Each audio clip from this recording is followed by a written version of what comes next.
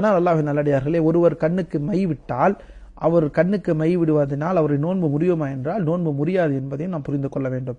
ஆனால் கண்ணுக்கு சுருமா விடுவது அல்லது பெண்கள் கண்ணுக்கு வந்து பயன்படுத்தக்கூடிய கண்ணுக்கு மை உருவலாக இருக்கட்டும் அல்லது கண்ணுக்கு போடக்கூடிய ஐ டிராப்ஸ் என்று சொல்லப்படக்கூடிய கண்ணுக்கு செய்யக்கூடிய அந்த மருந்தாக இருக்கட்டும், இப்படிப்பட்ட விஷயங்களிலிருந்து ஒரு நோம்பாளி இதை செய்யாமல் இருப்பது சிறந்ததாக இருக்கிறது என்று கூறுகிறார்கள். அல்லாஹ் தூதர் ஸல்லல்லாஹு அலைஹி வஸல்லம் அவர்கள் கூறுகிறார்கள், உது செய்யும் பொழுது வாய் கொப்பளிப்போமே, வாய் கொப்பளிக்க நேரமாக இருக்கட்டும் அல்லது தண்ணீரை மூக்குக்கு செலுத்தக்கூடிய விஷயமாக இருக்கட்டும், நோன்பாளியாக நீங்கள் இருந்தீர்கள் என்றால் இதில் சற்று கவனமாக இருந்து கொள்ளுங்கள்.